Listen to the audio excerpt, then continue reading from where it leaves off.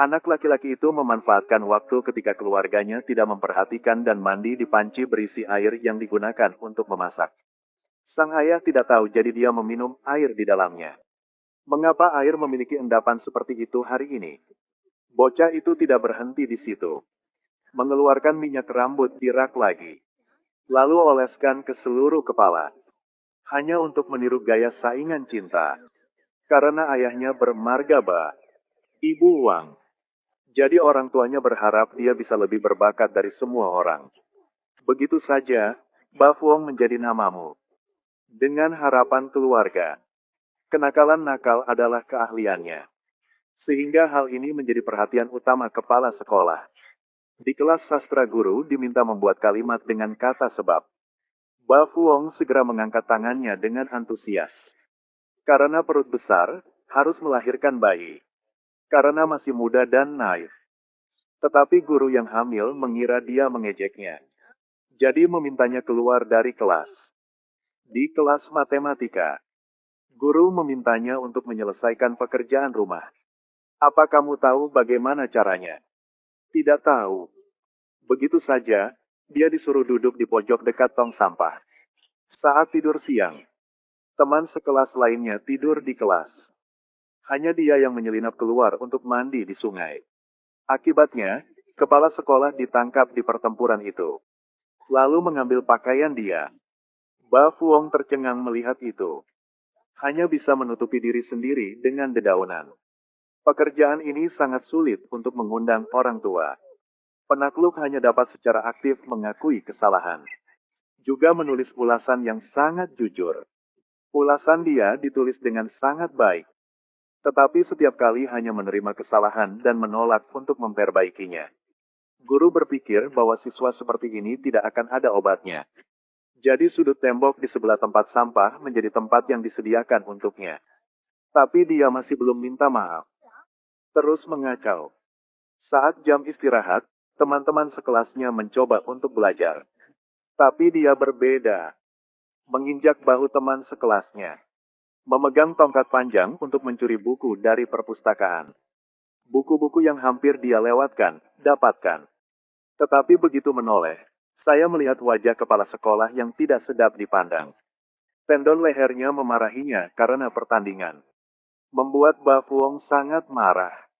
Ini awalnya komik aku. Apa milikmu? Apakah masih berdebat? Kisah-kisah ini benar-benar milik dia. Semester lalu, atasan ingin pergi ke sekolah untuk ujian. Jadi kepala sekolah menghimbau siswa untuk menyumbangkan buku cerita ke sekolah. Perpustakaan juga pasti akan dibuka. Dapat berbagi kesenangan dengan orang lain. Mendengar itu, Ba Fuong sangat senang. Segera donasikan semua komik. Tapi atasan baru saja pergi. Kemudian kepala sekolah segera mengunci pintu perpustakaan. Komikmu terus dikurung di perpustakaan. Itu sebabnya sang penakluk memutuskan untuk mencuri barang-barangnya lagi. Tapi di mata kepala sekolah, ini semua berbahaya untuk belajar. Ketika pulang, tentu saja terus dikritik. Ayah sangat marah sehingga dia membakar semua komik. Sang penakluk hanya bisa mengambil semua mainannya. Dia duduk di bawah pohon dan menghela nafas. Sekarang kotoran burung dari atas mengganggu dia. Coba angkat kepala dan melihat. Ini adalah tempat yang bagus. Jadi dia mengambil semua hartanya. Simpan semuanya di markas rahasia ini. Berkali-kali, prestasi tinggi atau rendah telah menjadi standar untuk menilai siswa yang baik atau buruk. Sang penakluk secara alami telah menjadi anak nakal di mata semua orang. Kupikir hidup dia selalu seburuk ini. Tetapi cahaya yang menyinari dunianya muncul. Kemunculan MS. Panti menyadarkannya. Tidak semua guru sama. Dia tidak membedakan selir sebagai anak nakal. Cuaca panas akan memberi dia air untuk diminum. Akan mengubah kursi di kelas menjadi lebih baik. Dia juga tidak menyalahkan Ba Fuong karena memberinya nama panggilan. Yang lebih penting adalah guru mendorong anak-anak untuk membaca buku komik. Bahkan menyimpan buku cerita di tangan kepala sekolah. Biarkan Ba Fuong menjadi manajer perpustakaan. Untuk berpikir bahwa Ba Fuong telah mengatur pekerjaan dengan hati-hati. Melihat sang penakluk, karena tidur siang yang nyenyak, berguling dari meja ke tanah. Nona Fanti segera membiarkannya tidur di tempat tidurnya. Tidak menyalahkan tubuh penakluk karena tidak bersih. Dia bahkan memberikan sandalnya kepada Bafuong untuk dipakai. Kelembutan dan pengertian Ni Fanti. Sang penakluk secara bertahap menjadi progresif. Karena untuk membalas MS Fanti, jadi membawa guru ke markasnya sendiri. Bahkan mengajaknya makan telur burung bakar. Bermain ayunan bersama. Basis pribadi baru saja menjadi basis bersama. Kaki tempat tidur MS. Fanti rusak. Dia segera berlari kembali ke ayahnya yang adalah seorang tukang kayu untuk meminta bantuan. Mengambil seluruh karung dan masih bilang dikti. Apakah guru kamu memperbaiki tempat tidur atau memperbaiki rumah? Perbaiki tempat tidur. Apakah masih belum cukup membenahi tempat tidur dan mengambil setengah karung? Tapi ini pertama kalinya guru Fanti meminta bantuan dia. Tentu saja dia harus melakukannya dengan baik. Untuk berterima kasih.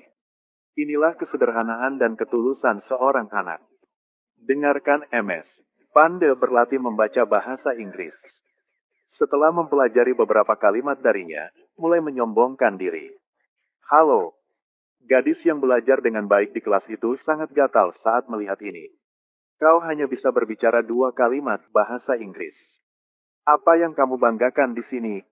Ayo, coba ucapkan beberapa patah kata yang kudengar. Thank you very much. Good morning, sir. Saat Bafuong melihat itu, dia tidak menyerah. Aku akan mengatakan hukuman yang panjang bagimu. Coba omong saja. Bla blila. Teman bingung setelah mendengarkannya. Bafuong terlihat senang. Ini adalah pertama kalinya dia mengalahkan siswa yang baik di kelas dalam hal akademik. Karena ini adalah kalimat yang dia buat sendiri. Melihat ujian tengah semester semakin dekat, kepala sekolah menghentikan kelas olahraga. Bahkan mengumpulkan semua komik siswa. Dalam pertemuan itu, dia bahkan menunjuk Bafuong untuk dikritik. Nona Fanti sangat senang setelah mendengarkannya. Karena dia melihat setiap siswa berhak mendapatkan penghargaan dan dorongan. Dia panggil Bafuong untuk berbicara. Ujian akan datang. Tolong beritahu teman sekelasmu. Belajar dengan baik dan belajar dengan baik. Berapa banyak poin yang kamu dapatkan terakhir kali? Terakhir kali, kelas sastra mendapat 59 poin. Hanya 1 poin yang hilang sudah cukup baik. 1 poin itu tidak terlalu sulit. 1 poin itu tidak semudah yang aku kira. Bafuong melihat Nona Fanti begitu serius. Segera jamin bahwa dia akan berhasil dalam ujian. Karena tidak mengkhianati harapan MS. Fanti. Dia belajar keras dari malam hingga pagi. Tidak bersemangat untuk bermain seperti sebelumnya. Bahkan mendesak teman sekelas untuk belajar bersama. Untuk catatan yang bagus. Kepala sekolah mulai trik baru. Dia pertama kali memanggil siswa yang baik ke kamarnya. Agar prestasi sekolah kita tidak tertinggal. Besok saat kita tes. Pasti harus bekerja sama. Saling membantu. Selanjutnya, dia juga memotong semangka untuk dimakan pengawas. Ternyata menjadi kesempatan bagi siswa untuk bertukar kertas. Karena kesombongan diri sendiri. Yang menodai kesederhanaan anak-anak. Siswa lain semua berbicara. Hanya penakluk yang merupakan pengecualian. Dia mengangkat bajunya untuk diperiksa Nona Fanti. Untuk membuktikan bahwa dia tidak seperti orang lain. Nona Fanti akhirnya menunjukkan senyuman. Hasil ujian tersedia. Kepala sekolah K secara tak terduga mendapat skor tertinggi. Tidak pernah merasa bersalah. Dengan perilaku yang tidak terlalu mulia. Tapi masih sombong. Prestasi penakluk memiliki kemajuan besar. Nona Fanti ingin memberinya sertifikat penghargaan. Tapi ditolak oleh kepala sekolah. Karena untukmu, hanya siswa yang baik yang memenuhi syarat untuk menerima sertifikat prestasi. Dia tidak tahan melihat Bafuong kecewa. Jadi saya menggunakan lipstik untuk melukis sertifikat penghargaan untuknya. Pada saat yang sama, dia juga memujinya di depan kelas. Ini adalah hak istimewa pertama yang diterima oleh Selir. Jadi sangat senang. Coba lihat Okega menempelkannya di sini. Sedikit lebih tinggi lagi. Bagaimana di sini?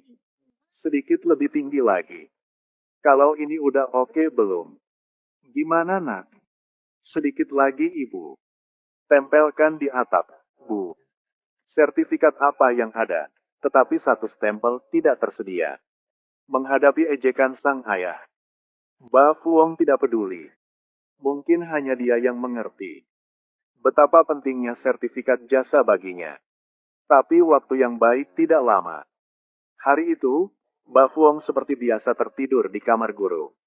Tapi bagaimanapun tetap tidak bisa tidur. Lihat kamera yang tergantung di rak. Ba Fuong sangat penasaran.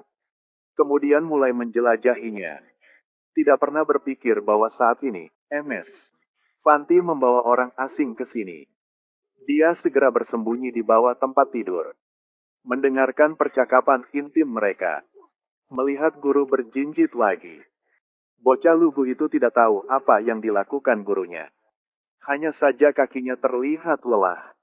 Lalu dengan lembut letakkan potongan kayu kecil. Di bawah kaki guru.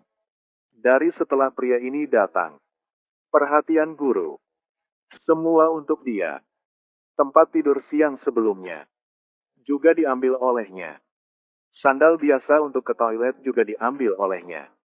Guru itu masih guru yang lembut seperti dulu. Tapi sekarang sepertinya ada yang lain. Ba Fuong sepertinya telah berubah menjadi anak nakal manja seperti sebelumnya. Ketika pergi ke kelas, tidak mendengarkan ceramah. Mainkan permainan dan dengan sengaja menentang pria itu. Bahkan melemparkan karung pasir ke arahnya. Siapa sangka lempar ke teman sekelas. Ba Fuong, apa yang kamu lakukan? Apakah kamu tahu cara bermain? Pergi jangan main lagi. Menghadapi teguran guru. Ba Fuong bahkan tidak tahu apa yang salah dengan dirinya. Mungkin kalimatnya sesederhana itu. Ingin mengusir pria itu. Melihat sang guru memuji laki-laki itu tampan. Dia juga meniru. Memakai baju bersih. Syal merah. Angkat rambut. Ini seperti dia bisa mendapatkannya kembali. Cinta Nona Fanti. Namun sebaliknya, ia ditertawakan oleh teman-teman sekelasnya. Sambil bercanda, mendorongnya ke tanah. Ke meja putih yang dia siapkan dengan hati-hati. Seperti patah hati Ba Fuong. Menjadi bingung dan tidak rapi. Dia pergi ke tempat guru dengan frustrasi. Adegan di mana guru memberi makan pria itu sangat manis. Melihat itu membuatnya sangat sedih. Diam-diam kembalikan komiknya. Lalu pergi lagi dengan kecewa. Tetapi guru itu tiba-tiba memanggilnya kembali. Minta Kaisar untuk membawanya ke markas bersama mereka. Ba Fuong setuju dengan enggan. MS Fanti berbagi dengan orang trik yang baik. Tapi pria itu perhatian. Terus suruhnya untuk turun. Bahkan menginjak ayunan favoritnya. Ba Fuong sangat marah. Dia menghancurkan semua mainan yang dia sukai. Keluarkan pisau dan potong tali yang menempel di ayunan. Dia ingin mengajari pria yang tidak sopan ini.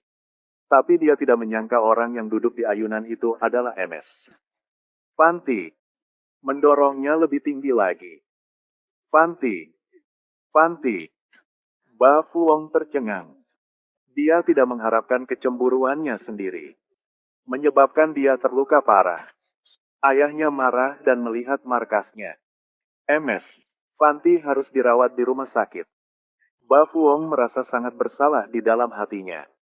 Jadi memutuskan untuk belajar untuk menebus kesalahan. Musuh itu menghujat, kayak akan 3 suara. Dia akhirnya memenuhi harapan gurunya. Jadilah siswa yang baik di mata semua orang. Jauhi sudut duduk dekat tong sampah dulu. Sampai hari itu menerima surat dari guru. Dia berkata bahwa dia pulih dengan baik lagi. Sangat kangen sama dia. Jika merindukannya, harus menulis surat untuk dia. Melihat guru tidak apa-apa. Masalah di hati Ba Fuong juga terpecahkan. Dia mengubur semua mainan di tanah. Ini seperti mengubur ketidaktahuan sebelumnya. Pohon tua yang dulu sudah tidak ada lagi. Bafuong kemudian juga tumbuh pada hari pertama. Menjadi pohon besar yang tumbuh. Mungkin selama masa sekolah Anda juga bertemu dengan teman sekelas seperti Bafuong. Mereka tidak suka belajar dan nakal. Tidak beruntung lagi. Bertemu seorang guru seperti MS. Panti, pendidikan sangat penting. Ada banyak guru yang menyukai siswa yang baik. Tidak benci siswa yang buruk. Jika siswa yang buruk itu, temui guru yang gigih dan jujur. Maka hidup pasti akan membuka halaman baru.